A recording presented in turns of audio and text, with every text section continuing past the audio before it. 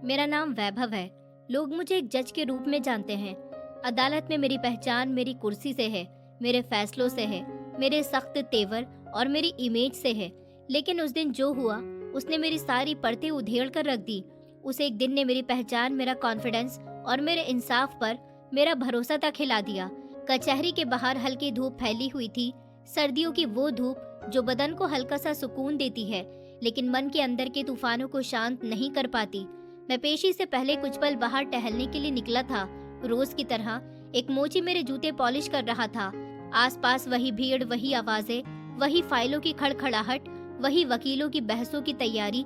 सब कुछ नॉर्मल लग रहा था, लेकिन अचानक मेरी नजर पास खड़े एक पुलिस वाले के हाथों पर जा टिक गई। उसके हाथ मेले और खुरदुरे थे, जैसे किसी ने हाल ही में मोटी रस्सी कसकर पकड़ी हो। उन हाथों में कठोरता थी, जैसे उन्होंने सिर्फ ड्यूटी नहीं, कोई भारी सच भी उठाया हो। और फिर मेरी निगाह उसकी उंगली पर गई। वहाँ एक अंगूठी चमक रही थी, आम सी दिखने वाली, लेकिन मेरे लिए वो दुनिया की सबसे अनमोल चीज थी। मैंने उस अंगूठी को तुरंत पहचान लिया। वो वही अंगूठी थी जो मैंने अपने बेटे को उसके 18वें जन्मदिन पर दी थी, बड़े प्यार और बड़े गर्व से, ये कहते हुए कि अब वो बच्चा नहीं रहा, अब वो एक जिम्मेदार इंसान बनने की दहलीज पर है। मेरा बेटा जो 3 महीने पहले अचानक किडनैप हो गया था, जिसकी तलाश में मैंने अपनी सारी ताकत, अपनी पूरी हैसियत झोंक दी थी, फिर भी जिसे मैं ढूंढ नहीं पाया। मेरी सांसें भारी हो गईं। ऐसा लगा जैसे किसी ने मेरी छाती पर पत्थर रख दिया हो। मैंने खुद को संभालते हुए उससे कहा, जरा अपना चेहरा ऊपर करो। और जैसे ही उसने चेहरा उठाया, मानो समय वहीं पर थम गया हो। उसकी आंखों में जो भाव थे वो किसी अपराधी की आंखें नहीं थी। वहाँ डर था, थकान थी, लेकिन एक अजीब सी सच्चाई भी थी। और वो सच धीरे धीरे मेरे सामने खुलने लगा। वो इतना डरावना था कि मेरे पैरों के नीचे से जमीन खिसक गई। लोग कहते हैं उस दिन मैंने अपना सर दीवार पर दे मारा था, शायद इसीलिए कि जिस सच से मैं अब तक अनजान बना बैठा था वो मेरी अपनी अदालत से जुड़ा हुआ था। जिस सिस्टम पर मुझे सबसे ज्यादा गर्व था, उसी की दीवारों के अंदर कोई ऐसा जाल बुना जा रहा था जिसे मैं अपनी ही कुर्सी पर बैठकर देख नहीं पाया। लेकिन ये कहानी उस पल से शुरू नहीं होती।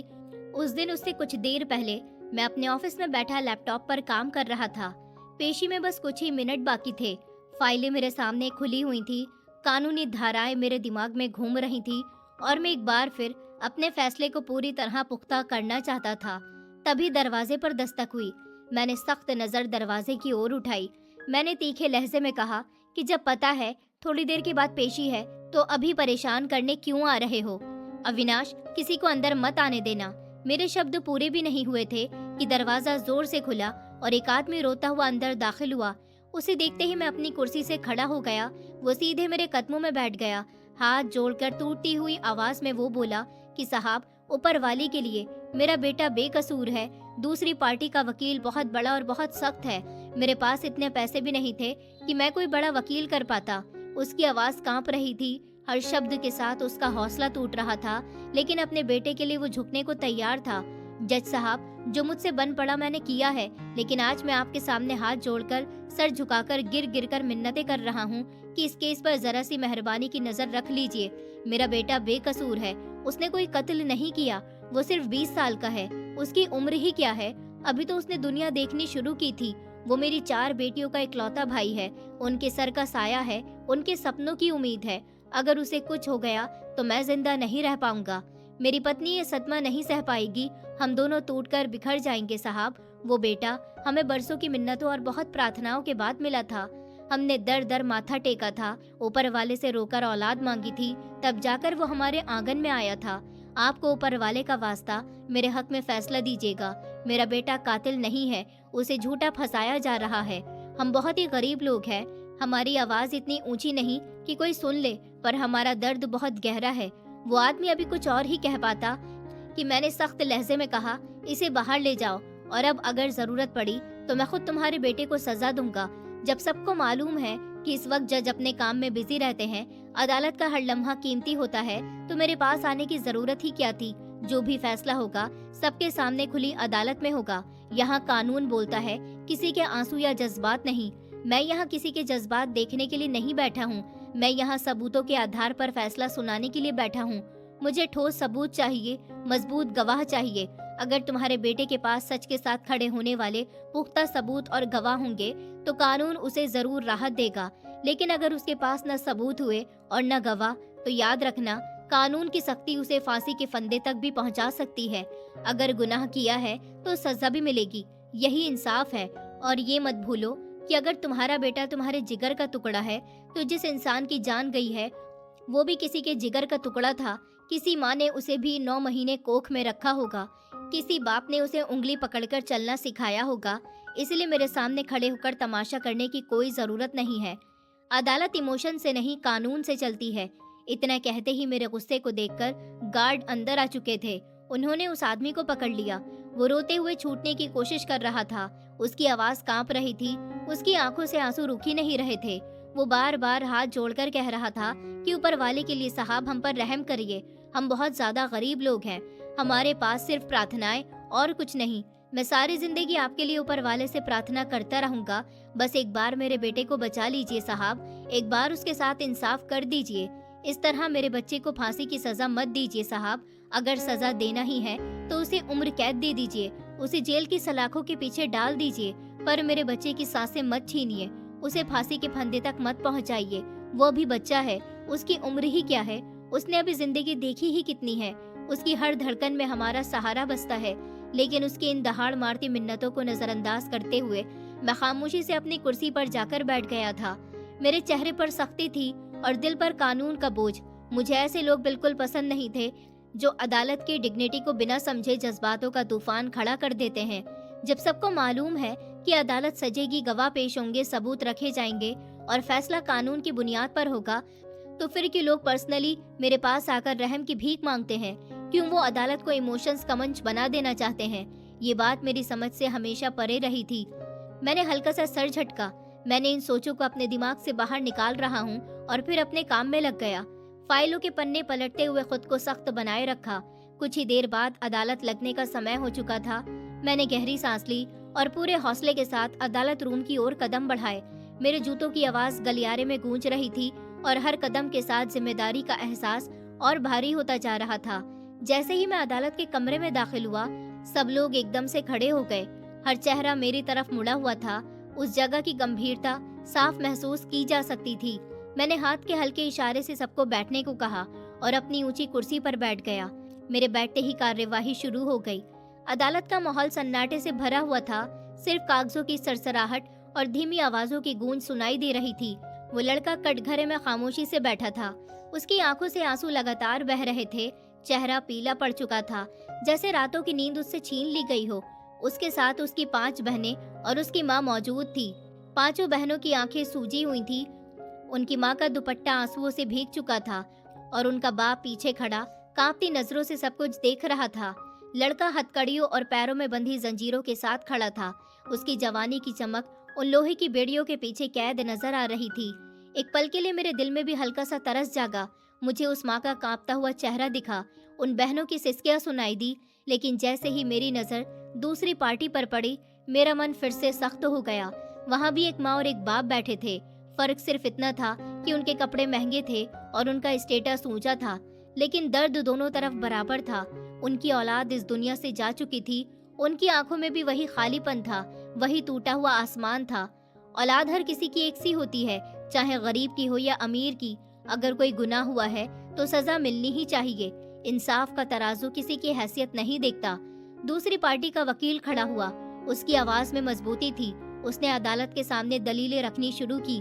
उसने एक एक सबूत पेश किया, गवाहों के बयान पढ़े और ये साबित करने की कोशिश की कि यही वो लड़का है जिसने कत्ल किया था।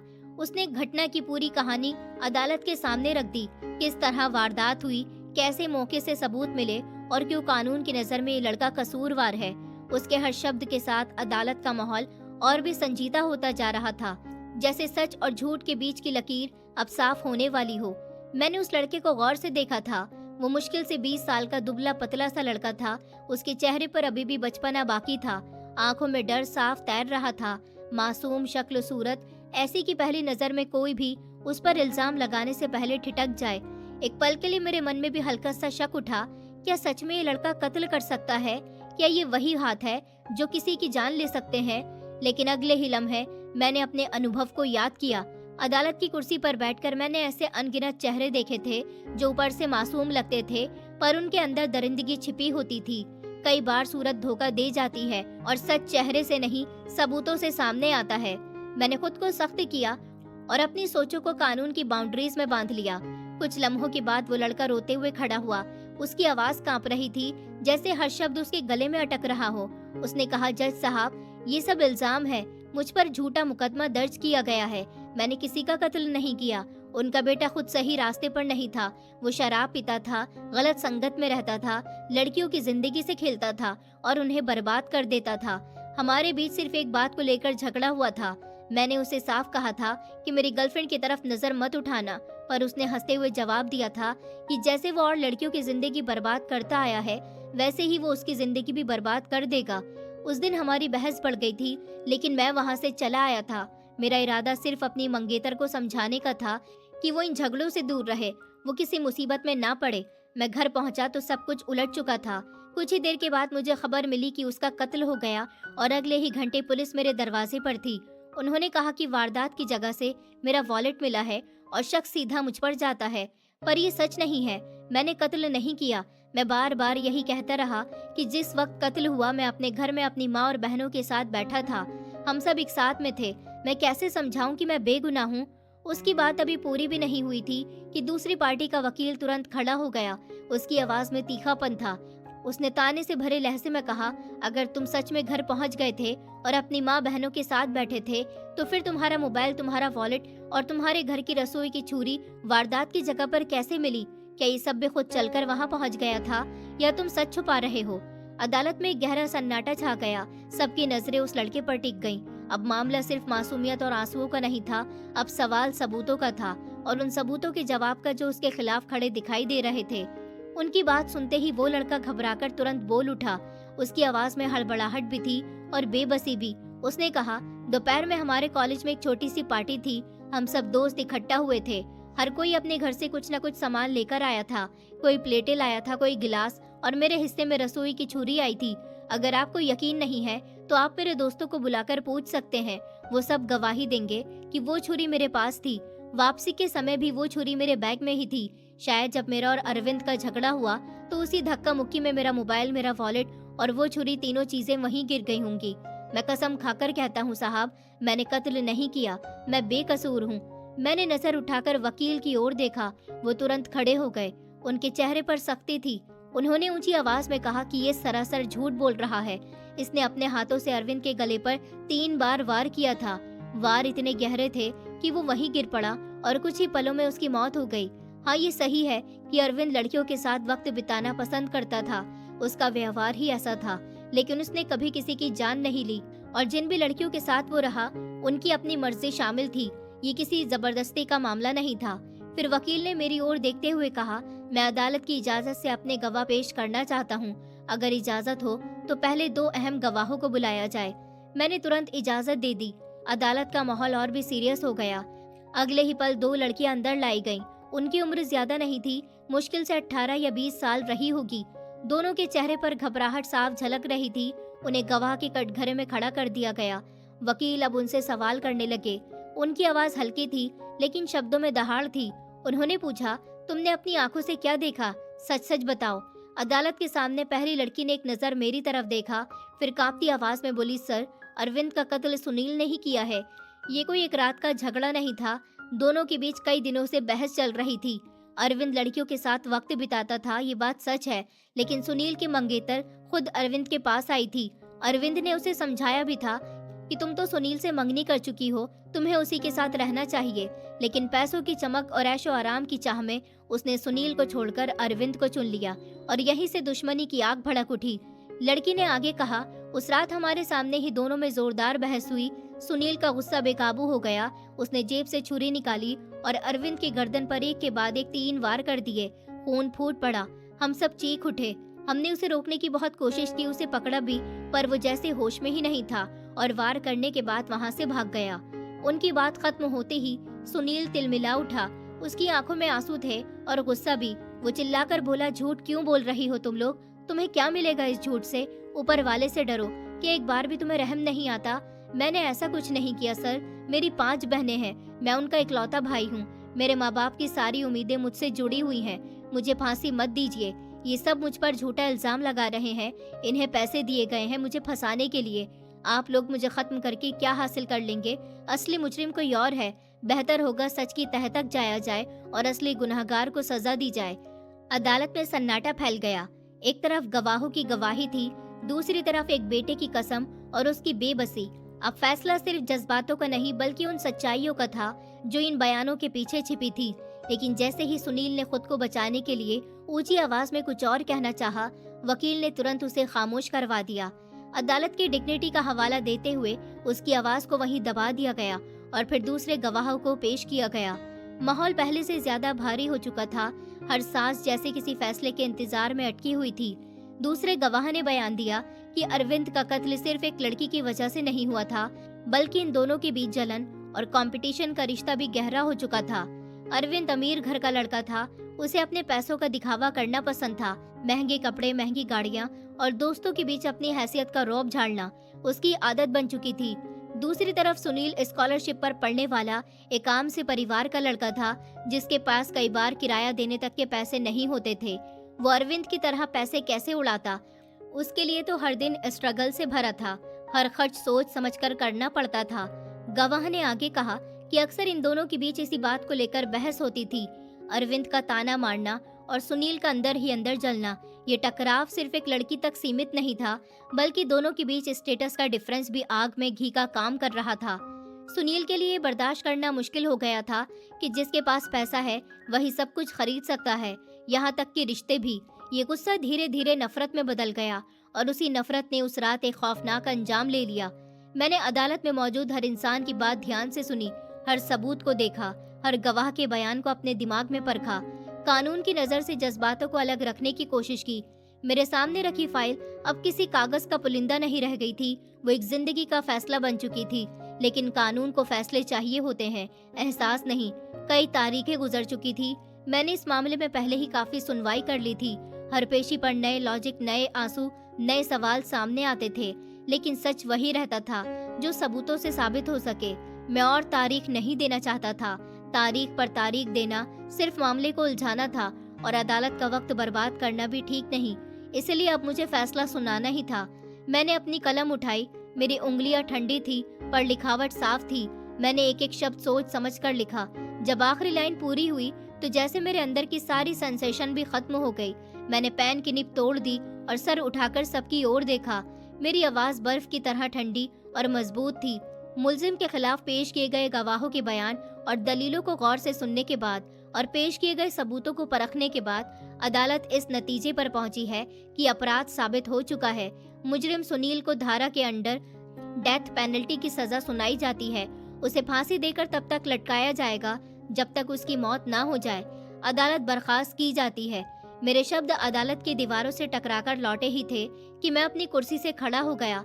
मेरे खड़े होते ही सब लोग भी आदत के अनुसार खड़े हो गए। लेकिन उसी पल उस सन्नाटे को चीरती हुई एक दिल दहला देने वाली चीख गूंजी। वो चीख किसी के माँ के कलेजे से निकली थी या किसी बहन की टूटी हुई सांसों से, ये समझना मुश्किल था, पर इतना तय था कि उस आवाज में ऐसा दर्द था जो किसी भी पत्थर दिल को हिला दे। और वो चीख देर तक मेरे कानों में गूंजती रही। जज साहब रुक जाइए। उस चीख ने जैसे मेरे कदमों को जकड़ लिया था। मैं दरवाजे की ओर बढ़ ही रहा था कि ना जाने क्यों मेरे पैर वहीं पर थम गए। मैंने धीरे से पलटकर देखा। मेरे सामने एक औरत खड़ी थी। उसका चेहरा आंसुओं से भीगा हुआ था। आंखें सुर्ख लाल थी, जैसे कई रातों से उसने नींद को छुआ तक न हो। बाल बिखरे हुए, दुपट्टा कंधों से खिसका हुआ और आवाज में ऐसी कपकपाहट जैसे हर शब्द उसके कलेजे को चीरकर बाहर आ रहा हो। वो कांपते हुए मेरे करीब आई और सीधे मेरी आंखों में देखकर बोली, ऊपर वाला तुम्हें कभी माफ नहीं करेगा। तुमने मेरा लाल मुझसे छीन लिया, तुमने मेरी गोद उजाड़ दी। आज मेरा घर बर्बाद हुआ, कल तुम्हारा भी होगा। जिस तरह मैं तड़प रही हूँ, मेरी बेटियां तड़प रही हैं, मेरा पति तड़प रहा है, उसी तरह तुम भी तड़पोगे। तुमने मेरे इकलौते बेटे को खत्म कर दिया। मैं तुम्हें बद्दुआ देती हूँ, ऊपर वाला तुम्हें भी ऐसे ही रुलाएगा। तुम्हारे पास न ये कुर्सी रहेगी, न ये पोस्ट, न ये स्टेटस। तुम भी बेमौत मरोगे, तुम्हें सुकून नसीब नहीं होगा। उसकी आवाज और तेज हो गई थी। उसने कांपती उंगली मेरी तरफ उठाई और बोली, तुमने इंसाफ नहीं किया। तुमने मामले की तह तक जाने की कोशिश तक नहीं की, तुमने सिर्फ कागजों पर लिखे शब्दों को देखा। मेरे बच्चे की आंखों में झांककर सच देखने की कोशिश नहीं की। याद रखना, ऊपर वाला सब देख रहा है, वो तुम्हें कभी माफ नहीं करेगा, तुम खत्म हो जाओगे। उसकी हर बात मेरे सीने पर हथौड़े की तरह पड़ रही थी। मेरा दिल जोर जोर से धड़कने लगा, जैसे पसलियों से टकरा रहा हो। एक पल को लगा कि सांस रुक जाएगी, लेकिन मैंने अपने चेहरे पर वही सख्ती ओढ़ ली जो सालों से मेरी ढाल बनी हुई थी। अदालत में बैठे जज को कमजोर नहीं दिखना चाहिए, ये सोचकर मैंने अपने जज्बातों को दबाया और बिना कुछ कहे अपने चैम्बर की तरफ बढ़ गया। ऐसे मंजर मेरे लिए नए नहीं थे। जब भी किसी को सजा सुनाई जाती थी, खासकर मौत की सजा, तो उस परिवार का यही हाल होता था। चीखें, बद्दुआएं, आंसू, गिड़गिड़ाहट, ये सब अदालत की दीवारों ने कई बार सुना था और मैंने भी, पर आज न जाने क्यों उसकी आवाज बाकी आवाजों से अलग थी, जैसे वो सीधे मेरे दिल में उतर गई हो। मैंने खुद को समझाया कि मैंने जो किया कानून के दायरे में किया, सबूत और गवाह मेरे सामने थे, फैसला उन्हीं के हिसाब से दिया गया था। मेरी नजर में वो फैसला बिल्कुल सही था और जस्टिस भी, लेकिन मैं ये नहीं जानता था कि यही फैसला मेरी जिंदगी में एक ऐसा तूफान लेकर आने वाला है जो मेरी नींद, मेरा सुकून, मेरा सब कुछ छीन लेगा। कमरे में पहुंचकर भी अजीब सी बेचैनी मेरा पीछा नहीं छोड़ रही थी। मैंने टेबल पर रखा पानी का ग्लास उठाया और एक ही सांस में पूरा खाली कर दिया। ठंडा पानी गले से उतरता हुआ जैसे कुछ पल की राहत दे गया, लेकिन वो राहत कुछ पल की ही थी। अगले ही पल फिर वही आवाज मेरे कानों में गूंजने लगी, ऊपर वाला तुम्हें कभी सुकून नहीं देगा। जिस तरह मेरी गोद उजड़ी है, उसी तरह तुम्हारी भी उजड़ेगी। मैंने अपनी कनपटी दबाई और कुर्सी पर बैठ गया। दिमाग में ख्याल आया, क्या मैं अपने फैसले पर दोबारा सोच सकता हूँ? क्या मैं उसे उम्र कैद में बदल सकता हूँ? क्या अभी भी देर नहीं हुई? पर तुरंत ही दूसरा ख्याल आया, ये इतना आसान नहीं है। कानून का प्रोसेस है, हाई कोर्ट है, अपील है। अपने ख्यालों पर फैसला यूं ही वापस नहीं ले सकता, और अगर बिना ठोस सबूत के ऐसा करता हूँ तो मुझ पर उंगली उठेगी, मेरे जजमेंट पर सवाल खड़े होंगे, मेरा पूरा करियर दांव पर लग सकता है। मैंने गहरी सांस ली, खुद को शांत किया और आज की बाकी सभी पेशियां रद्द करने का हुक्म दे दिया। मेरा मन अब किसी और के मामले पर ध्यान देने की हालत में ही नहीं था। मुझे घर जाकर थोड़ा आराम करना था, शायद दूरी इस बेचैनी को कम कर दे। लेकिन जब मैं गाड़ी में बैठा और ड्राइवर ने इंजन स्टार्ट किया, तब भी वो औरत की आवाज मेरे दिमाग में हथौड़े की तरह गूंज रही थी। ऊपर वाला तुम्हें कभी सुकून नहीं देगा। जिस तरह मेरी गोद उजड़ी है, ऊपर वाला तुम्हारी गोद भी उजाड़ देगा। उसके शब्द जैसे मेरे अंदर कहीं गहरे उतर गए थे, जैसे किसी ने मेरे सीने में अनदेखा जख्म बना दिया हो। और मैं पहली बार अपने ही फैसले की ठंडक में एक अजीब सी तपिश महसूस कर रहा था, एक ऐसी तपिश जो आने वाले वक्त का इशारा कर रही थी।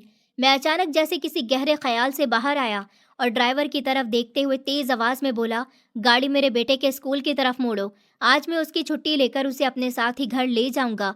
मेरी आवाज में ऐसी बेचैनी थी कि ड्राइवर ने बिना कुछ पूछे सिर्फ सर हिलाया और तुरंत गाड़ी स्कूल की ओर मोड़ दी।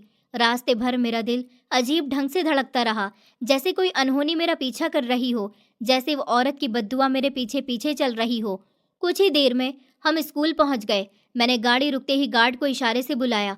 वो मुझे देखते ही सीधा खड़ा हो गया और सैल्यूट किया। मेरी पोस्ट और पहचान की वजह से सब मुझे जानते थे। मैंने सख्त लहजे में कहा, मेरे बेटे को तुरंत बुलाओ, मैं उसकी छुट्टी लेकर जा रहा हूँ। गार्ड फौरन अंदर चला गया। लगभग 10 मिनट बाद वो वापस लौटा, लेकिन उसके चेहरे का रंग उड़ा हुआ था। वो घबराया हुआ सा लग रहा था। उसने हिचकिचाते हुए कहा, सर, आज आपका बेटा स्कूल ही नहीं आया, आप किसकी छुट्टी लेने आए हैं? उसकी बात सुनकर एक पल के लिए जैसे मेरे सीने में धड़कनें रुक गईं।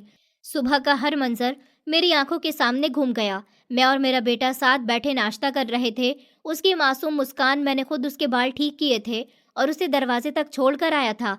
वो भला कहाँ जा सकता था? मैं तुरंत गाड़ी से उतर आया। मेरे सिक्योरिटी गार्ड भी फौरन मेरे आसपास इकट्ठा हो गए थे, क्योंकि मेरा इस तरह खुले में खड़ा होना सुरक्षित नहीं था। मुझे जान का खतरा रहता था, लेकिन उस वक्त मुझे अपनी सुरक्षा की जरा भी परवाह नहीं थी। मैंने गार्ड की आंखों में देखते हुए कहा, क्या मतलब है तुम्हारा? मैंने अपने हाथों से उसे तैयार करके घर से निकाला। वो स्कूल आया है, तुम ठीक से देखो। उन्होंने घबराकर सर हिलाया और बोले, सर, आज आपके बेटे की ना तो अटेंडेंस लगी है और ना ही वो क्लासरूम में गया है। अगर आपको यकीन नहीं है तो आप अंदर कंट्रोल रूम में चलकर कैमरे देख सकते हैं। हम सब झूठ नहीं बोल रहे। मेरे हाथ पांव ठंडे पड़ने लगे। ऐसा लगा जैसे शरीर से सारा खून खिंच गया हो। उसी लम्हे वो औरत की आवाज़ फिर से मेरे कानों में गूंज उठी, ऊपर वाला तुम्हारी भी गोद उजाड़ देगा। मेरे हाथ कांपने लगे। मैंने तुरंत जेब से फ़ोन निकाला और घर का नंबर मिलाया। पहले ही घंटी पर नौकर ने फ़ोन उठा लिया। मेरी आवाज़ बुरी तरह से कांप रही थी। मैंने पूछा, रमन, आज स्कूल गए थे ना? उधर से जवाब आया, जी सर, आपके सामने ही मैंने उन्हें तैयार किया था और आपके निकलते ही वो ड्राइवर के साथ स्कूल के लिए रवाना हो गए थे। मैंने बिना कुछ कहे फ़ोन काट दिया। मेरा दिल अब ज़ोर ज़ोर से धड़कने लगा था, जैसे हर धड़कन डर में बदल चुकी हो। मैंने तुरंत अपने बेटे को स्कूल छोड़ने वाले ड्राइवर का नंबर मिलाया। उंगलियां इतनी काँप रही थी कि सही नंबर दबाने में भी मुश्किल हो रही थी। फ़ोन कान से लगाया और बेसब्री से उसके उठाने का इंतज़ार करने लगा। अब मुझे हर सेकंड भारी लग रहा था, जैसे वक्त जानबूझकर धीमा हो गया हो। मेरी पहली ही घंटी पर उसने कॉल उठा लिया और जैसे ही उसकी आवाज़ मेरे कानों में पड़ी, मैंने बिना एक पल गंवाए लगभग चिल्लाते हुए पूछा, मेरा बेटा कहाँ है? तुम उसे स्कूल छोड़ने गए थे ना? फिर वो क्लास में क्यों नहीं है? स्कूल से मुझे बताया गया है कि वो आज आया ही नहीं। तुम सच सच बताओ, वो कहाँ पर है? मेरी आवाज़ में ऐसा डर था जो गुस्से का रूप ले चुका था। उधर से ड्राइवर घबराई हुई आवाज़ में बोला, सर, मैं अपने हाथों से रमन बाबा को स्कूल के मेन गेट पर उतार कर आया हूँ। उन्होंने मुझे मुस्कुराकर बाय कहा और मैं वहाँ से निकल गया। आप ऐसा क्यों कह रहे हैं कि वो स्कूल नहीं पहुँचे? मेरे अंदर जैसे ज्वालामुखी फट पड़ा। मैंने दहाड़ते हुए कहा, झूठ मत बोलो, मैं अभी इसी वक्त स्कूल में खड़ा हूँ और यहाँ से मुझे साफ बताया गया कि मेरा बेटा आज स्कूल आया ही नहीं। अगर तुमने उसे स्कूल के अंदर जाते हुए नहीं देखा, तो फिर तुम उसे कहाँ छोड़ कर आए हो? बोलो, सच क्या है? ड्राइवर लगभग रोने लगा और कांपती आवाज़ में बोला, सर, मैं कसम खाकर कहता हूँ, मैंने उन्हें स्कूल के गेट पर ही उतारा है। अगर आपको यकीन नहीं है तो आप वहाँ लगे कैमरों की फुटेज देख लीजिए, सच खुद ब खुद सामने आ जाएगा। मैंने बिना एक शब्द कहे फ़ोन काट दिया, क्योंकि अब मेरा दिल किसी की सफाई सुनने की हालत में नहीं था। मैं तेज़ी से गार्ड के साथ कंट्रोल रूम की तरफ बढ़ा। मेरी चाल इतनी तेज़ थी कि मेरे साथ चल रहे गार्ड भी पीछे छूट रहे थे। मेरा सीना तेज़ी से उठ गिर रहा था और हर धड़कन मुझे वही बद्दुआ याद दिला रही थी कि ऊपर वाला तुम्हारी भी गोद उजाड़ देगा। जैसे ही मैं कंट्रोल रूम में दाखिल हुआ, वहां मौजूद स्टाफ घबराकर खड़ा हो गया। सबने इज्जत से नमस्ते किया, लेकिन उस समय मेरे अंदर का जज नहीं बल्कि एक डरा हुआ बाप मौजूद था। मैंने सख्त आवाज में कहा, सुबह की पूरी फुटेज अभी के अभी चलाओ। कुछ ही लम्हों में स्क्रीन पर सुबह का मंजर चलने लगा। बच्चे स्कूल आ रहे थे, कोई हंसते हुए, कोई रोते हुए। कुछ माँ बाप अपने बच्चों को गले लगाकर विदा कर रहे थे। कुछ बच्चे जिद कर रहे थे कि उन्हें अंदर नहीं जाना। सब नॉर्मल था, सब कुछ रोज के जैसा ही था। फिर अचानक मेरी नज़र स्क्रीन पर जम गई। मेरा ड्राइवर गाड़ी लेकर फ्रेम में आया। उसने गाड़ी को गेट से थोड़ा पीछे पार्किंग वाली जगह पर रोका। दरवाज़ा खुला और मेरा बेटा उतरा। उसने कंधे पर अपना बैग ठीक किया और मुस्कुराते हुए ड्राइवर को हाथ हिलाकर बाय कहा। उस पल मेरे सीने में हल्की सी राहत दौड़ी कि वो सचमुच स्कूल पहुंचा था। लेकिन अगले ही सेकंड जो मैंने देखा, उसने मेरी सांसें रोक दी। ड्राइवर गाड़ी लेकर चला गया और मेरा बेटा स्कूल के मेन गेट की तरफ जाने के बजाय धीरे से मुड़ा और पिछली तरफ जाने वाले रास्ते की ओर चल पड़ा। वो रास्ता जहां आमतौर पर बच्चे नहीं जाते, जहां सिर्फ बाउंड्री वॉल और सुनसान कोना था। मैंने जोर से कहा, उस साइड का कैमरा दिखाओ, अभी के अभी। स्टाफ ने हेल्पलेस होकर बताया कि पीछे की तरफ कैमरे नहीं है और वो हिस्सा पूरी तरह कवर नहीं होता, क्योंकि वो स्कूल की एक्टिव एरिया में नहीं आता। स्क्रीन पर आखिरी बार मेरा बेटा दीवार के मोड़ के पास दिखाई दिया और फिर वो कैमरे की नज़र से गायब हो गया। उसके बाद खाली रास्ता था, खाली दीवार थी और मेरे अंदर फैलता हुआ खालीपन था। मेरे हाथ कांपने लगे, मेरे पैरों के नीचे की ज़मीन जैसे खिसक गई। मुझे साफ सुनाई दे रहा था वही शब्द जो कुछ देर पहले अदालत में गूंजे थे कि ऊपर वाला तुम्हारी भी गोद उजाड़ देगा। उस पल में जज नहीं था, कानून का रखवाला नहीं, फैसले सुनाने वाला सख्त आदमी नहीं था। मैं सिर्फ एक बाप था जिसका बच्चा अचानक से गायब हो गया और जिसे पहली बार एहसास हो रहा था कि किसी माँ के मुंह से निकली बद्दुआ कितनी गहरी लग सकती है। मैं बिना एक पल गवाए कंट्रोल रूम से बाहर निकला और अपने गार्ड्स के साथ स्कूल की पिछली तरफ दौड़ पड़ा। मेरे कदम लड़खड़ा रहे थे, लेकिन मैं रुकना नहीं चाहता था। मेरे अंदर एक ही आवाज़ गूंज रही थी कि मेरा बेटा यहीं कहीं होगा, वो दूर नहीं गया होगा। हम पीछे वाले हिस्से तक पहुंचे, लेकिन वहां पहुंचकर जो मंजर मेरी आंखों के सामने आया, उसने मेरी आत्मा को जमा दिया। वहां मेरा बेटा नहीं था, वहां सिर्फ उसका स्कूल बैग एक तरफ धूल में पड़ा हुआ था और थोड़ी दूरी पर उसका एक जूता उल्टा गिरा हुआ था, जैसे किसी ने जल्दी में खींचकर उतार दिया हो। उस पल मुझे लगा जैसे मेरे सीने से किसी ने दिल निकाल लिया हो। मेरी सांसें अटक गईं, मेरी नज़र धुंधली पड़ गई। गार्ड ने झुककर बैग और जूता उठा लिया, लेकिन मैं पत्थर बना वहीं खड़ा रह गया। मैं आगे बढ़ना चाहता था, शायद वो झाड़ियों के पीछे हो, शायद किसी कोने में बैठा हुआ रो रहा हो, लेकिन वहां सिर्फ सूखी झाड़ियां थीं, टूटी बोतलें, पॉलीथीन के थैले और कूड़े का ढेर था। स्कूल का पिछला हिस्सा अक्सर सुनसान रहता था। वहाँ लोग गाड़ियाँ खड़ी करते थे या कचरा फेंक कर चले जाते थे। इंसानी आवाज़ का तो नामो निशान नहीं था। मेरे पैरों के नीचे से ज़मीन सचमुच खिसक गई। क्या उस औरत की बददुआ इतनी ताकतवर थी? क्या सच में मेरी गोद उजड़ चुकी थी? वही शब्द मेरे कानों में हथौड़े की तरह बज रहे थे। ऊपर वाला तुम्हारी भी गोद उजाड़ देगा। मेरे हाथ कांप रहे थे। मैंने तुरंत अपनी पत्नी को फ़ोन लगाया। आवाज़ इतनी टूटी हुई थी कि खुद मुझे पहचान नहीं आ रही थी। मैंने उसे सब कुछ बता दिया कि रमन स्कूल के अंदर नहीं गया, उसका बैग और जूता पीछे पड़े मिले हैं। उधर कुछ सेकंड सन्नाटा रहा, फिर उसकी सिसकियों की आवाज़ आई। वो रोते हुए बोली, आप ये क्या कह रहे हैं? वो तो स्कूल ही गया था, वो कहाँ जा सकता है? उसका जूता और बैग सड़क पर कैसे मिल सकता है? नहीं, ये नहीं हो सकता, मैं अभी आती हूँ। मैंने फ़ोन काट दिया क्योंकि मेरे पास उसे दिलासा देने के लिए भी कोई शब्द नहीं थे। मैं सड़क किनारे बैठ गया। मेरे हाथों में मेरे बेटे का बैग था, जिसे मैं सीने से लगाए बैठा था, जैसे वो बैग नहीं मेरा बच्चा हो। मेरे 10-15 बच्चे नहीं थे, वो मेरा इकलौता बेटा था। कई सालों की बेऔलादी के बाद, अनगिनत डॉक्टरों, अनगिनत इलाज और प्रार्थनाओं के बाद मेरी पत्नी की कोख भरी थी। कितनी रातों उसने अस्पतालों में काटी थी, कितनी बार उम्मीदें टूटी थी, और फिर आखिरकार वो हमारी ज़िंदगी में आया था। और आज वो इस तरह अचानक गायब हो गया। मैं समझ नहीं पा रहा था कि क्या करूं, किसे फ़ोन करूं, कहाँ ढूंढूं। मेरे आंसू खुद ब खुद बहने लगे।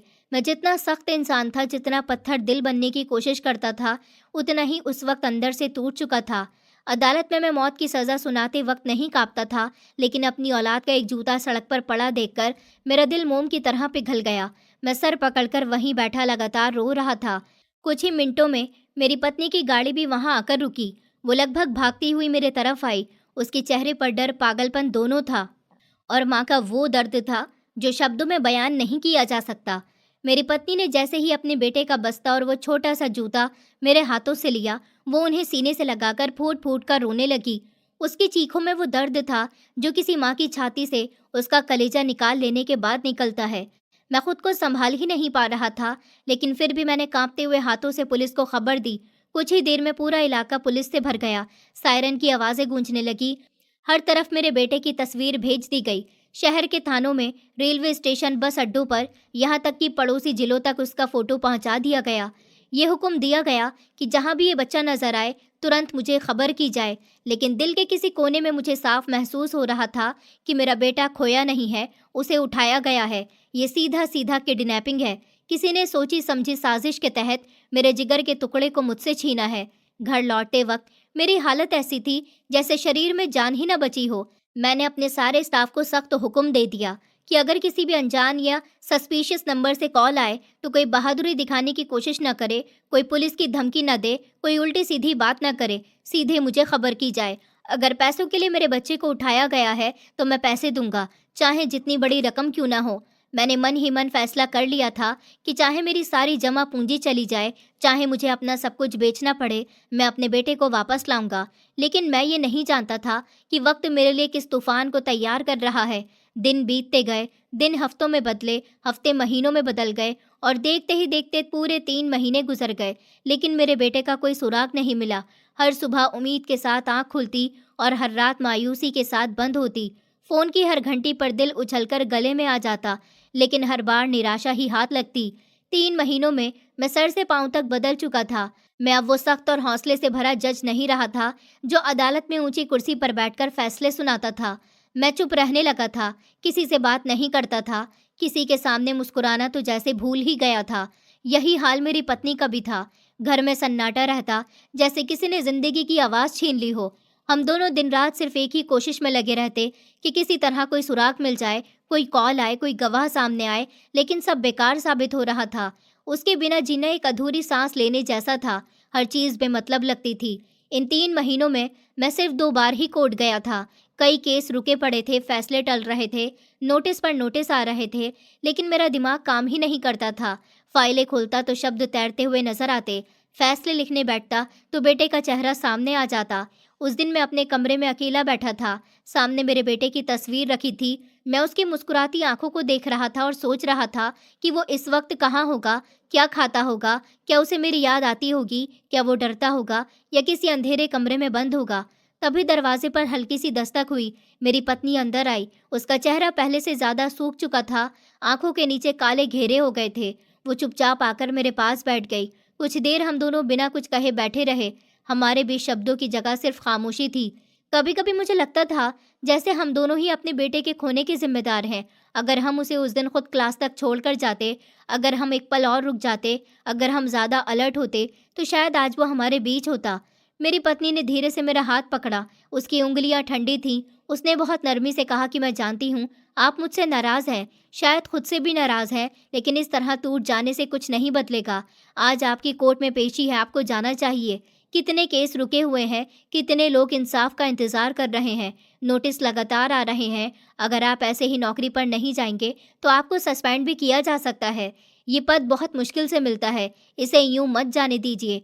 उसकी आंखों में आंसू थे, लेकिन आवाज में अजीब सी मजबूती भी। उसने आगे कहा कि हम कोशिश कर रहे हैं और करते रहेंगे। एक दिन हमारा बेटा जरूर मिलेगा। हमें उम्मीद नहीं छोड़नी चाहिए। अगर आप ही हार मान लेंगे तो मैं कैसे संभलूंगी। उसकी बात सुनकर मेरा दिल फिर से भर आया। मुझे पहली बार एहसास हुआ कि मैं अकेला नहीं टूटा हूँ, वो भी उतनी ही टूटी है, लेकिन फिर भी मुझे संभालने की कोशिश कर रही है। और शायद अब वक्त आ गया था कि मैं अपने दर्द को सीने में दबाकर फिर से उस कुर्सी की तरफ लौटूं जहां बैठकर मैंने कभी दूसरों की किस्मतों का फैसला किया था। मेरी पत्नी की बात सुनकर मेरे पास सचमुच कोई जवाब नहीं था। मैं बस खामोश होकर बैठा रह गया। कुछ देर तक हम दोनों एक ही कमरे में बैठे रहे, लेकिन हमारे बीच शब्द नहीं थे। सिर्फ थकान थी, टूटन थी और एक ऐसा खालीपन था जिसे कोई आवाज भर नहीं सकती। फिर वो धीरे से उठी और बिना कुछ कहे कमरे से बाहर चली गई। उसके जाते ही मुझे एहसास हुआ कि वो सही कह रही है। मैं इस तरह हमेशा के लिए खुद को कमरे में बंद नहीं कर सकता। मेरी वजह से दर्जनों केस पेंडिंग पड़े हैं, लोग इंसाफ का इंतजार कर रहे हैं। अगर मैं ही अपनी जिम्मेदारी से भाग जाऊं तो फिर मैं औरों से हिम्मत की उम्मीद कैसे कर सकता हूं। मैंने गहरी सांस ली, जैसे खुद को मजबूर कर रहा हूं। फिर अपना मोबाइल उठाया और ऑफिस में खबर भिजवाई कि आज मैं अदालत में बैठूंगा। आज जिन जिन मामलों की पेशी तय है, सभी पक्षों को खबर दे दी जाए। फोन रखने के बाद मैं वॉशरूम गया। आईने में खुद को देखा तो लगा जैसे 3 महीने में मैं कई साल बूढ़ा हो गया हूँ।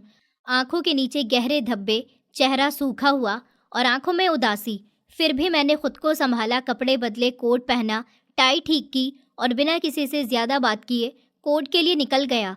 कुछ ही देर में मैं अपने चैम्बर पहुंच गया। वहां पहुंचते ही फाइलों का ढेर मेरे सामने रख दिया गया। मुझे बताया गया कि बहुत से केस मेरे नहीं आने की वजह से अटके हुए हैं। मैंने स्टाफ से कहा कि जो भी ज़रूरी मामले हैं आज ही लिस्टेड किए जाएं और सुनवाई शुरू की जाए। करीब 20 मिनट के बाद मैं फिर से उसी ऊंची कुर्सी पर बैठा था जिस पर बैठकर कभी मैं पूरे हौसले के साथ फैसले सुनाता था। अदालत की कार्यवाही शुरू हो चुकी थी। दोनों पक्ष मौजूद थे। इस बार भी मामला कत्ल का था, लेकिन इस बार कहानी अलग थी। एक भाई पर अपनी ही बहन के कत्ल का आरोप था। मैं हर बयान को गौर से सुन रहा था, हर शब्द नोट कर रहा था, लेकिन अचानक ही मेरा दिमाग कहीं और चला गया। मुझे वही दिन याद आने लगा जब एक माँ अदालत में खड़ी होकर मुझे बद्दुआ दे रही थी। उसके बाद मेरे कानों में फिर से गूंज उठी, ऊपर वाला तुम्हें बर्बाद कर देगा, तुम्हें कभी सुकून नहीं मिलेगा। जिस तरह मेरी गोद उजड़ी है उसी तरह तुम्हारी भी उजड़ेगी। जैसे ही ये शब्द मेरे अंदर दोबारा जिंदा हुए, मेरा दिल तेज गति से धड़कने लगा। धक धक इतनी तेज कि मुझे लगा पूरा अदालत रूम सुन रहा होगा। मेरा हाथ खुद मेरे सीने पर चला गया। मैं अपनी छाती को जोर से दबाने लगा, जैसे धड़कन को काबू में करना चाहता हूँ। अचानक से मुझे घुटन महसूस हुई, सांस लेना मुश्किल हो गया। मेरी आंखों के सामने हल्का अंधेरा छाने लगा। मैं झटके से अपनी कुर्सी से खड़ा हो गया। मेरे माथे से पसीना बहने लगा, पूरे शरीर से जैसे पसीना फूट पड़ा। अदालत में हलचल मच गई। लोगों ने मेरी तरफ देखा। स्टाफ तुरंत मेरी ओर दौड़ा। किसी ने पानी का गिलास बढ़ाया, किसी ने मेरा हाथ थाम लिया, किसी ने कहा कि सर आप ठीक तो हैं। लेकिन उस पल में न जज था, न अधिकारी। मैं सिर्फ एक टूटा हुआ बाप था जिसकी आत्मा पर एक बद्दुआ का बोझ था और जिसका दिल अब शायद उस बोझ को सह नहीं पा रहा था।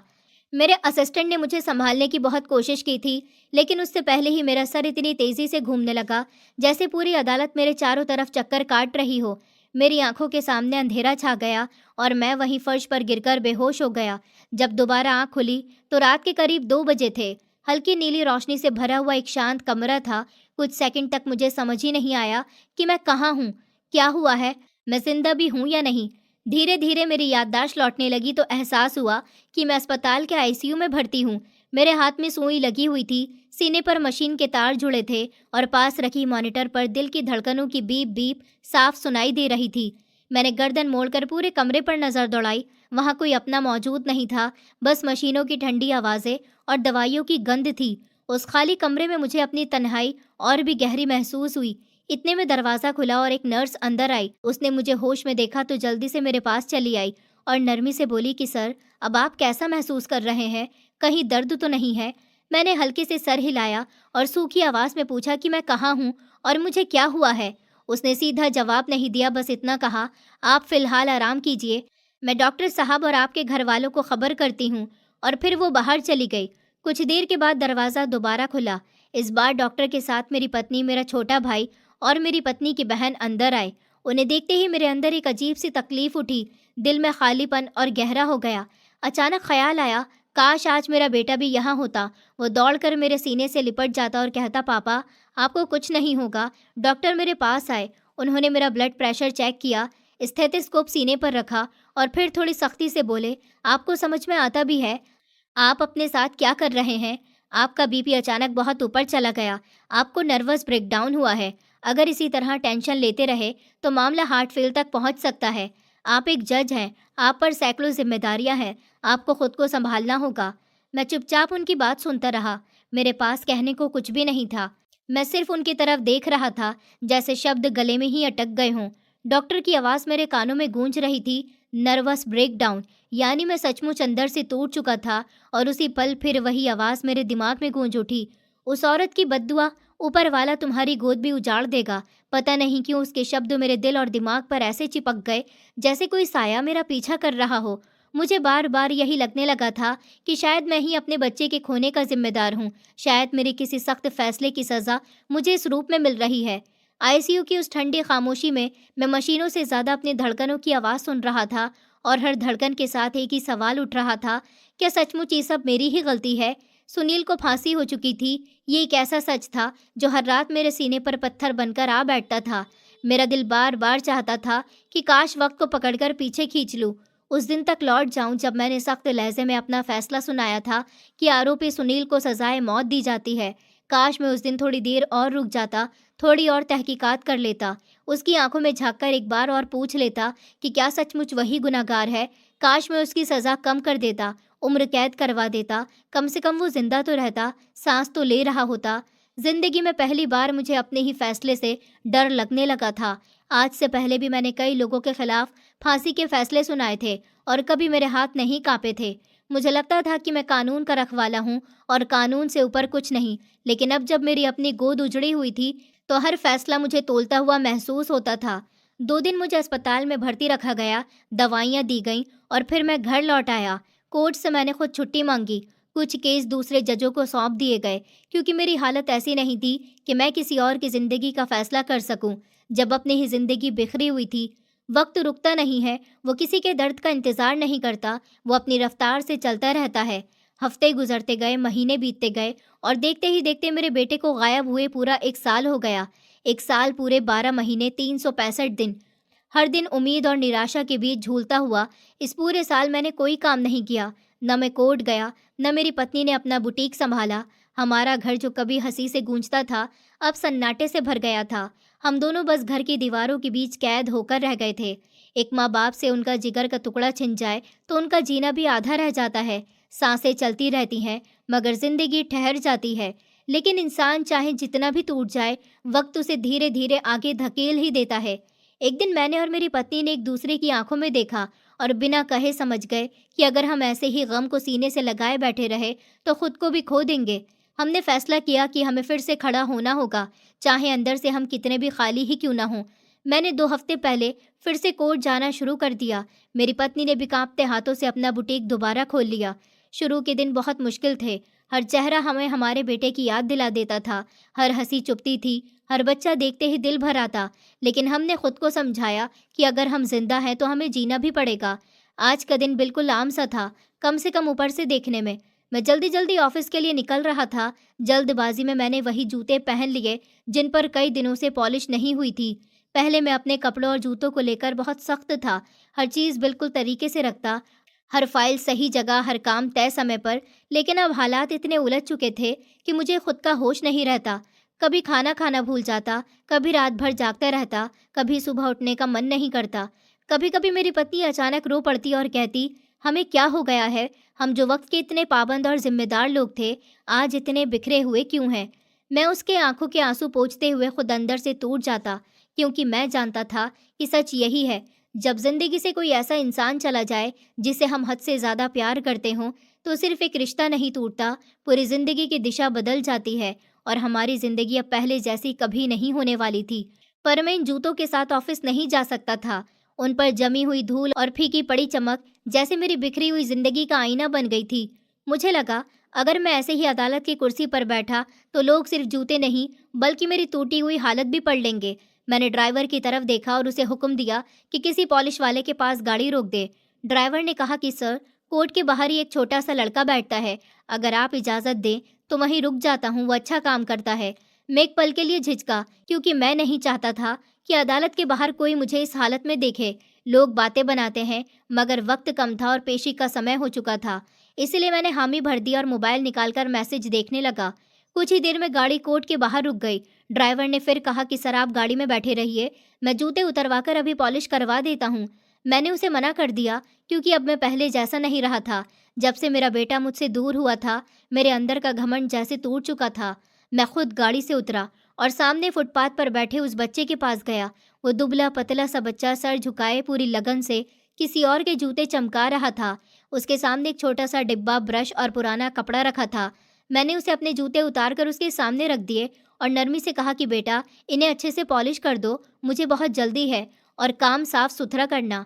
वो बिना मेरी तरफ देखे खामोशी से काम करने में लग गया। मैं इधर उधर देखने लगा। अदालत के बाहर वही रोज का मंजर था। कोई वकील तेजी से अंदर जा रहा था, कोई बाहर निकलकर राहत की सांस ले रहा था। कुछ लोग चिंता में डूबे खड़े थे। यहाँ आने वाला हर इंसान अपने साथ एक दर्द, एक उम्मीद या एक ऐसा फैसला लेकर आता है। इसी बीच मेरी नज़र अचानक उस बच्चे के हाथों पर गई। वो बड़ी सफाई से ब्रश चला रहा था, जैसे उसे बरसों का तजुर्बा हो। तभी मेरी नज़र उसकी उंगली में पहनी हुई अंगूठी पर ठहर गई। मेरी सांसें जैसे सीने में अटक गईं। वो कोई आम अंगूठी नहीं थी, उसमें जड़ा हुआ नीले रंग का छोटा सा पत्थर दूर से ही पहचाना जा सकता था। वो डिज़ाइन आम बाजार में मिलने वाला नहीं था, वो ख़ास तौर पर बनवाई गई थी। मैंने वो अंगूठी अपने बेटे को उसके जन्मदिन पर दी थी। उस दिन उसकी आंखों में जो चमक थी, वो आज भी मुझे याद है। उसने कितने गर्व से वो अंगूठी पहनकर मुझे गले लगाया था, और आज वही अंगूठी इस बच्चे के हाथ में थी। मेरे पैरों तले ज़मीन खिसक गई। दिल इतनी ज़ोर ज़ोर से धड़कने लगा जैसे बरसों से दबा हुआ तूफान अचानक बाहर निकल आया हो। मेरे हाथ कांपने लगे, आंखों के सामने अंधेरा सा छाने लगा। मैंने खुद को संभालते हुए झुककर दोबारा गौर से देखा। नहीं, ये वहम नहीं था, वो वही अंगूठी थी, वही पत्थर। मेरे गले से आवाज़ मुश्किल से निकली। मैंने कांपती हुई आवाज़ में कहा, बेटा, ज़रा अपना हाथ ऊपर करो। उस एक पल में मुझे ऐसा लगा जैसे मेरी पूरी दुनिया उस छोटे से हाथ में सिमट आई हो। मुझे अच्छी तरह से याद था कि मुझे अंगूठियाँ पहनने का कितना शौक था। अलग अलग डिज़ाइन की अंगूठियाँ मेरी उंगलियों में हमेशा चमकती रहती थी, और मेरा बेटा उन्हें बड़ी हैरत और मोहब्बत से देखा करता था। उसे मेरी हर चीज़ पसंद थी, खासकर मेरी उंगलियों में चमकती हुई वो अंगूठियाँ। वो अक्सर मेरी अंगूठी उतारकर उसमें धागा बांधता और अपनी छोटी सी उंगली में फंसाकर आईने के सामने खड़ा हो जाता। पहले पहल में उसकी इस हरकत पर हंस देता था। मुझे ये सब बचपना लगता था, मगर धीरे धीरे जब मैंने उसकी आंखों में वो सच्ची चाहत देखी तो मेरा दिल पिघल गया। तभी मैंने तय किया कि उसके जन्मदिन पर उसे एक खास तोहफा दूंगा। एक बड़ी सी साइकिल या कोई महंगा खिलौना ही नहीं, बल्कि उसके नाम की एक खास अंगूठी भी बनवाऊंगा, ताकि वो अपने पापा की तरह खुद को मजबूत और ख़ास महसूस कर सके। मैंने डिज़ाइन खुद चुना था, नीले पत्थर वाली वही अंगूठी जो आज मेरे सामने उस बच्चे की उंगली में चमक रही थी। मेरा बेटा अक्सर मुझे कॉपी करता था, मेरे चलने का अंदाज, मेरी बात करने का तरीका, यहाँ तक कि मेरी बोहें चढ़ाने का ढंग भी वो आईने के सामने खड़ा होकर दोहराता था, और मैं गर्व से भर जाता कि मेरा बेटा मुझे अपना हीरो समझता है। मैंने कांपती हुई आवाज़ में उस बच्चे से कहा कि बेटा, अपना सर ऊपर करो। मेरी धड़कन इतनी तेज़ हो चुकी थी कि लगा अभी सीना फट जाएगा, सांसें टूटने लगी थी, मगर वो बच्चा चुपचाप सर झुकाए जूते पर कपड़ा रगड़ता रहा। मैंने दूसरी बार थोड़ा सख्त लेकिन अंदर से बिखरी हुई आवाज़ में कहा कि अपना चेहरा ऊपर करो, क्यों सिर झुकाए बैठे हो, मेरी बात सुनो। बस इतना कहना था कि उसने धीरे से अपना चेहरा ऊपर उठा लिया और उसी पल मेरी दुनिया रुक गई। मेरे पैरों तले ज़मीन जैसे खिसक गई, आसमान सर पर आ गिरा, मेरी रगों में दौड़ता खून जैसे जम गया। वो कोई और नहीं था, वो मेरा रमन था, मेरा जिगर का टुकड़ा, मेरी सासों की वजह, मेरा खोया हुआ बेटा। पूरे 1 साल के बाद मैं उसे देख रहा था, मगर हालात ऐसे थे कि मैं जज की कुर्सी से उतरकर सड़क की धूल में खड़ा था और मेरा बेटा जूते पॉलिश करने वाले बच्चे की शक्ल में मेरे सामने बैठा था। मेरी आंखें धुंधला गईं, मैं वहीं ज़मीन पर बैठ गया और उसे बाहों में भर लिया। 1 साल का सारा दर्द, सारा पछतावा, सारा इंतज़ार आंसुओं में बनकर बह निकला। मैं फूट-फूट कर रोने लगा। अगले ही पल उसने खुद को मेरी पकड़ से छुड़ा लिया और मुझे ज़ोर से पीछे धकेल दिया।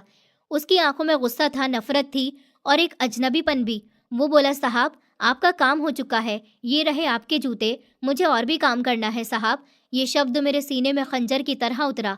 मैं हड़बड़ाकर बोला, रमन, ये किस तरह अपने पापा से बात कर रहे हो? तुम्हें पता है मैं और तुम्हारी माँ किस हालत में जी रहे हैं? वो ठंडी लेकिन जली हुई आवाज़ में बोला, होती रहे तकलीफ, जब आपका काम हो गया तो आप जा सकते हैं। मैंने उसका हाथ पकड़ लिया, जैसे डर हो कि फिर वो कहीं गायब न हो जाए। मैं रोते हुए बोला, मेरे बेटे, कहाँ चले गए थे तुम? तुम्हें अंदाज़ा है 1 साल में हमारी क्या हालत हो गई? तुम्हारी माँ हर रात रोते रोते बेहोश हो जाती है। हमारा घर उजड़ चुका है, हम बर्बाद हो गए। वो मेरी आंखों में आंखें डालकर बोला, क्यों, बहुत तकलीफ हो रही है आपको मुझे इस हालत में देखकर? उसने अपनी उंगली से आसपास बैठे दूसरे बच्चों की तरफ इशारा किया और बोला, और जिन बच्चों की जिंदगी आपके फैसलों ने इस हाल में ला दी, उनका क्या? वो माएँ जो हर रोज़ अपने बेटों को खोकर तड़पती हैं, उनका क्या? वो बूढ़े बाप जो अपने जवान बेटे की लाश को कंधा देकर लौटते हैं, उनका क्या? आपके पास कोई जवाब है? उसकी हर बात मेरे सीने पर हथौड़े की तरह गिर रही थी। मैं हकलाते हुए बोला, तुम कहना क्या चाहते हो? तुम मेरे बेटे हो, चलो यहाँ से, गाड़ी में बैठो। तुम्हारी माँ की हालत ठीक नहीं है, वो तुम्हारे बिना जी नहीं पा रही। अगर तुम मुझसे नाराज़ हो, मैं सब ठीक कर दूंगा, मगर कम से कम अपनी माँ का चेहरा तो देख लो। वो कड़वी हंसी हंसकर बोला, मैं बच्चा हूँ, पर इतना भी छोटा नहीं कि सही और गलत में फ़र्क ना समझ सकूं। मैं रोटी खाता हूँ, मुझे भूख लगती है, मुझे दर्द होता है, और मुझे ये भी समझ आता है कि आप कितने गलत रास्ते पर चल पड़े थे। मैं आपके साथ नहीं रह सकता। आपका काम हो चुका है साहब, अब मेरी मेहनत के पैसे दीजिए और यहाँ से चले जाइए।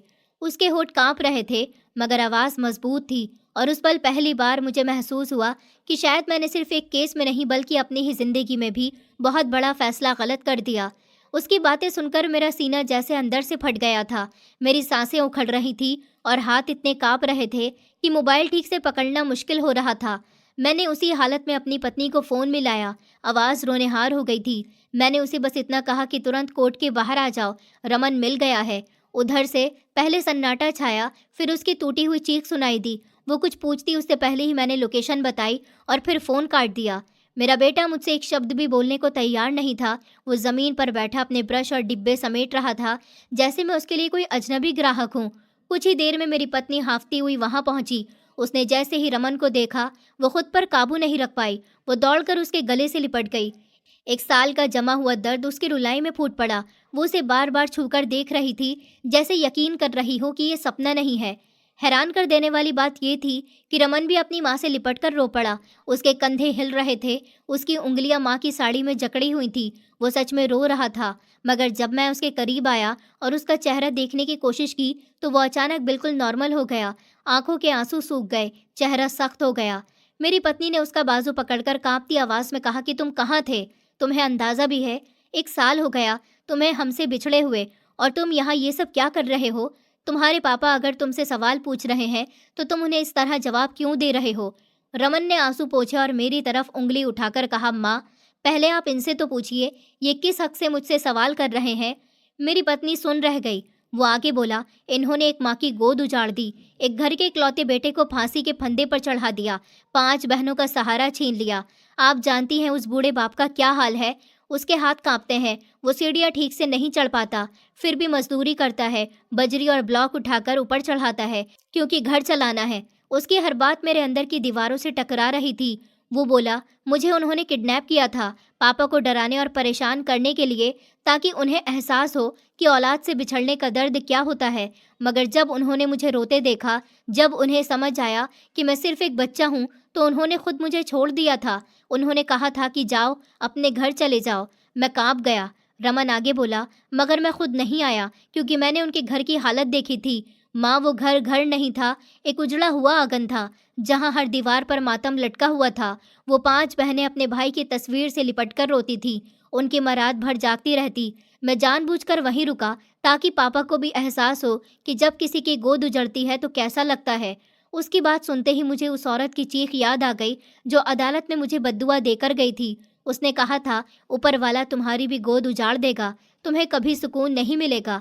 आज मुझे समझ आया कि वो बद्दुआ हवा में नहीं की गई थी। यानी सच ये था कि उन्होंने मेरे बेटे को किडनैप ज़रूर किया, मगर उसे नुकसान नहीं पहुंचाया। और जब छोड़ा तो मेरा बेटा खुद हमारे पास लौटकर नहीं आया था। मेरी पत्नी ने उसे बहुत समझाया, बहुत रोई गिड़गिड़ाई, तब कहीं जाकर वो हमारे साथ घर लौटने को तैयार हुआ। लेकिन मेरे अंदर का जज अभी जिंदा था। मैंने केस दोबारा खुलवाया, हर पहलू की दोबारा जांच करवाई, पर्सनली तौर पर भी जांच पड़ताल की, हर गवाह से फिर पूछताछ करवाई, सबूतों की बारीकी से जांच की, और कड़वा सच यही था कि फैसला गलत नहीं था। सुनील ही कातिल था। जिस लड़की की मौत हुई वो कैरेक्टर से चाहे जैसा भी था, मगर उसका कत्ल किसी और ने नहीं बल्कि सुनील ने ही किया था। गवाहों के बयान, फॉरेंसिक रिपोर्ट, हालात सब एक ही दिशा में इशारा कर रही थी। मैंने सारे कागजात रमन के सामने रखे, उसे समझाने की कोशिश की कि अदालत जज्बातों से नहीं सबूतों से चलती है। वो चुपचाप सुनता रहा, फिर धीमी आवाज में बोला, हो सकता है कि कानून के हिसाब से वो कातिल था, पर उसकी 5 बहनें अब अनाथ जैसी हो गई हैं। वो मेरी बहनों जैसी हैं और उनकी जिम्मेदारी अब मेरी है। मैं सुन रह गया। वो आगे बोला, अगर एक बेटे को फांसी देकर 5 जिंदगियां अंधेरे में चली गईं, तो अब मैं उनकी जिंदगी में थोड़ा उजाला बनूंगा। ये मेरा फैसला है। उस दिन पहली बार मुझे लगा कि मेरा बेटा मुझसे भी बड़ा हो गया। मैंने कानून की किताबों में इंसाफ ढूंढा था, उसने इंसानियत में, और शायद जिंदगी का असली इम्तिहान वहीं से शुरू होता है जहां कानून खत्म हो जाता है। उस दिन के बाद मेरी जिंदगी की दिशा बदल गई। मैंने पहली बार अपने बेटे को सिर्फ अपनी औलाद की तरह नहीं, बल्कि एक आईना समझकर देखा। वो आईना जिसमें मुझे अपना चेहरा साफ दिखाई दे रहा था, एक जज का चेहरा जिसने कानून के हिसाब से फैसला तो सही दिया था, लेकिन इंसानियत के दर्द को महसूस करने में देर करती थी। रमन ने साफ शब्दों में कहा कि वो उन 5 लड़कियों को अकेला नहीं छोड़ेगा। वो पढ़ेगा भी, काम भी करेगा, और जितना बन पड़ेगा उनकी मदद करेगा।